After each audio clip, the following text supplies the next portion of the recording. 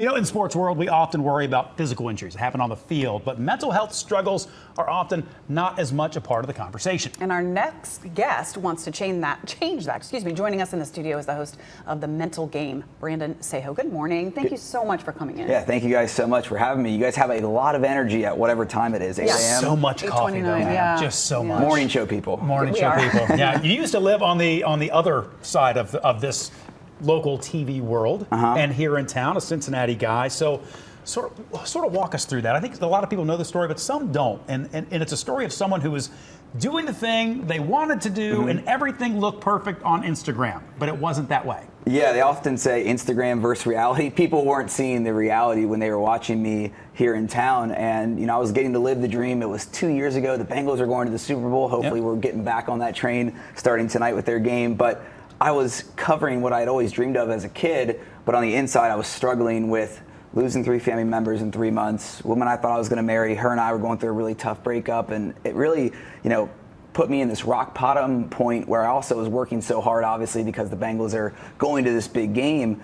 But it just got to a point where I was suicidal every single day for 3-4 months. And at 28 years old, I had to go to my mom and say, hey, look, you don't know this, no one knows this, but I need help. I don't know how to live anymore. And that's when my life started to change, when I first reached out for help and I checked into the Linder Center of Hope in Mason, which is an amazing place that has saved my life and so many other lives.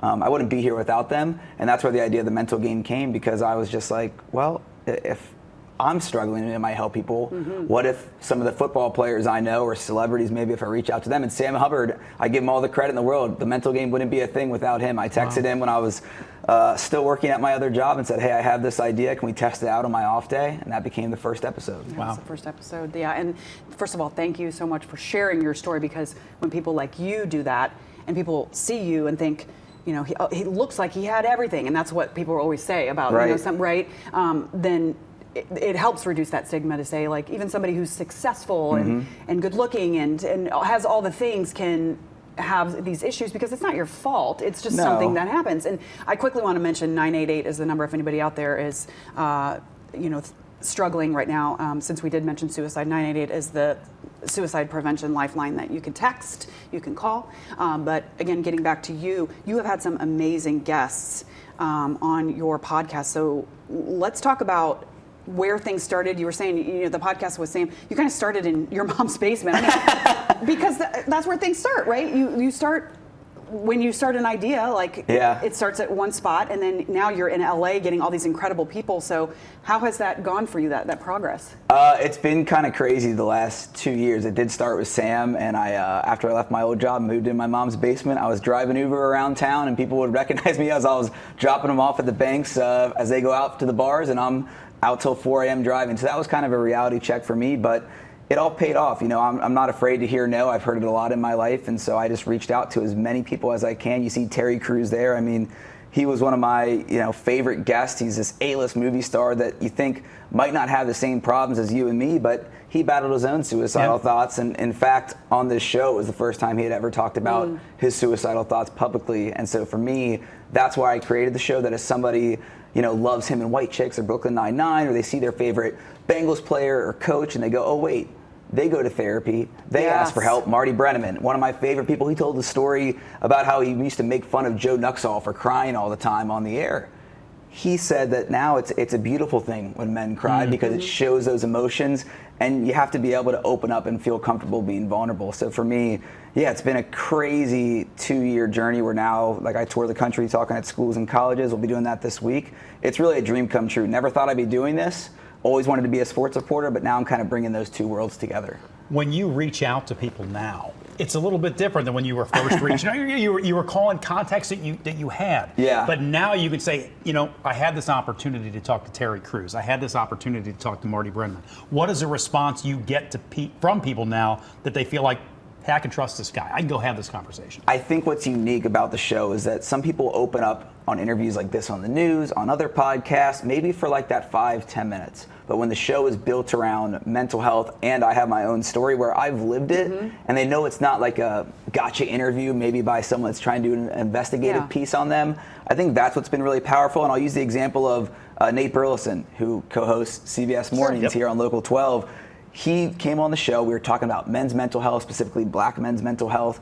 and Terry randomly commented on it. I'm sitting on my couch in my mom's basement, and I go, is that really Terry Crews? And it was. And because of Nate and I talking about it, wow. Terry wanted to come on, and within a month I was out at his house in LA shooting the episode. So it has changed because I think people feel that it's a safe space where, Don Lemon's our guest this week. He opens up about getting fired from CNN, going on antidepressants for the first time, going to therapy. It's like every single person struggles. People ask me all the time, what's my favorite interview? I don't really have a favorite interview. I have the favorite theme, which is everyone struggles because we all have our own stories. Oh my gosh, yeah. And I personally have shared many times here that I've struggled with depression and anxiety throughout my life. I started a little blog, but I haven't been able to really work on it because it's so much work. So yeah. I give you so much credit for doing what you're doing, and it's so important. I also lost my brother to suicide, so this is a topic that's so important to me, and I just can't thank you enough for what you're doing. Well, thank you too. Yeah. Like, it takes a lot of courage to speak up, especially having, losing your brother. I've lost friends and had family members myself struggle with it. So thank you too for helping people that are watching and listening every day. So you're in town this week. You're out in LA. That's where you're sort of stationed now. Yeah. You're in town this week. What's going on this week while you're in town? So the Kroger Wellness Festival happening downtown on Friday and Saturday. There's some huge names: Yes. Alex Rodriguez, Chrissy Teigen, Dustin Poirier, AJ Green, all talking about mental health, physical health, eating healthy, financial health. I love the Kroger Wellness Festival. We had Chad Johnson live at that last year with the mental game, and it was so much fun. And then I'll be at schools and companies all week. That's my favorite thing I do. People laugh when they hear me say it. I love sitting down with the famous people in LA. That's so cool to be working in Hollywood. But to get to see your message and your story help people, it is the most powerful thing. And I'll say this, it's sad, but it's true. Every single time I do an event, someone comes up to me and says, hey, I'm suicidal right now.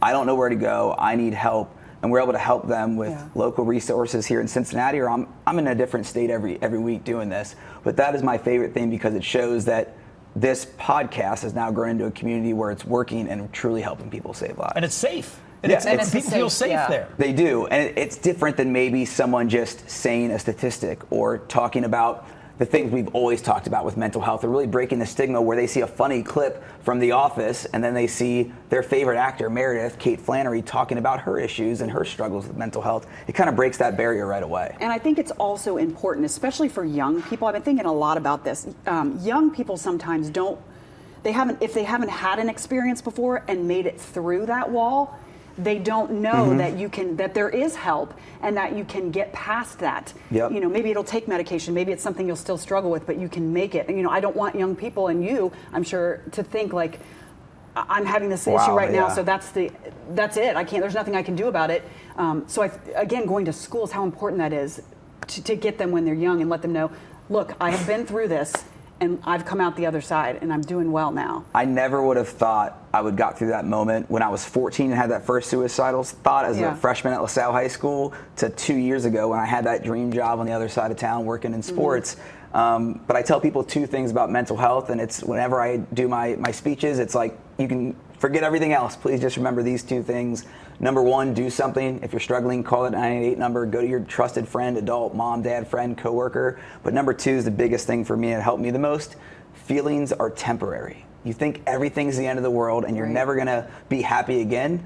You just said it. Like, I'm living proof that you can get to that other side and be happy again. But you have to do step one. You have to do something about it. Reach out. Yeah. For some people, that first thing might be checking out your podcast. Where can they find it? I assume it's like everywhere, right? Yeah, The Mental Game on YouTube, Apple, Spotify, Brandon Saho on every social media platform. New episodes every Tuesday. Like we said, I live in LA, but I'm all over the country speaking, recording new episodes. Got some big ones coming up. I know Don Lemon comes out tomorrow, so that'll be really special. Yeah. Congratulations, buddy. Thank you so much. It's really, really good stuff. Yeah. Thank you guys so much for giving us this platform, too. Oh my gosh, anytime. Please, anytime you're back, let us know. And you're saving lives for sure. Thank you so much. And Hooday. Hooday! There we go. We'll end it on that.